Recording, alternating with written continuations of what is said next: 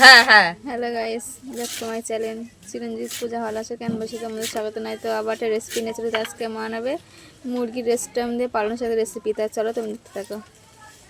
পালং শাকগুলো দেখো আমরা কেটে নিচ্ছি। আজকে আমরা বানাবো পালং শাক দিয়ে মুরগির স্টং। তা চলো আমরা তাড়াতাড়ি পালং শাকটা কেটে মিক্সিতে বেটে নেব।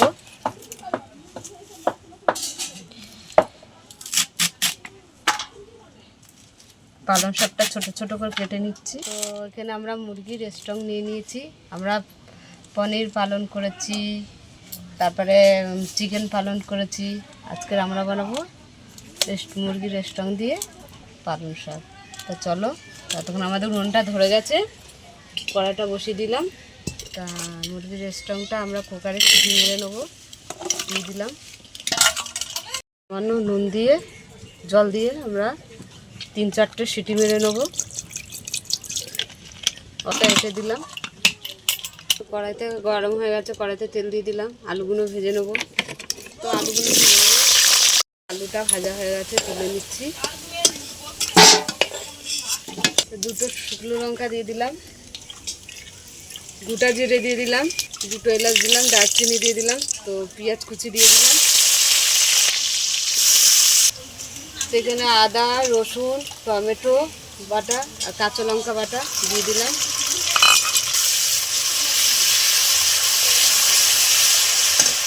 এক চামচ ধনে পাউডার দিলাম, জিরে পাউডার দিলাম 1 চামচ, 1 চামচ হলুদ দিলাম, হলুদ দিয়ে দিলাম।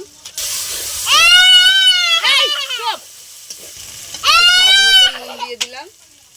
টমেটো কুচি দিয়ে দিলাম। ভালো করে কষিয়ে নেব। তো পালং শাক আর ধনে পাতাটা বাটা দিয়ে দিলাম।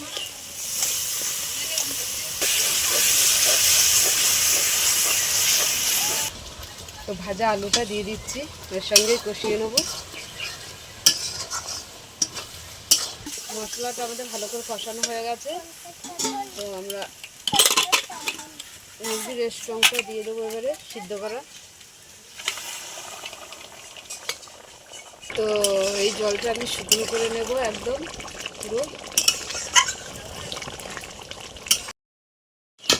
তো পালং শাক দিয়ে মুরগির স্টং আমাদের হয়ে গেছে।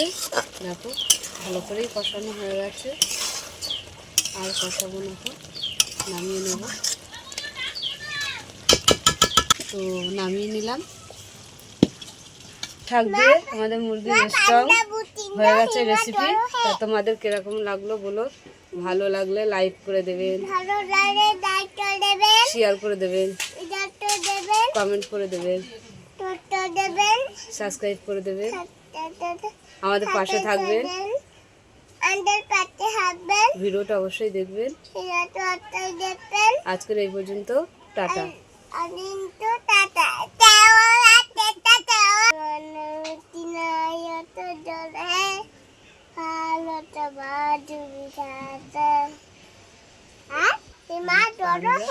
হিমা চলো হে।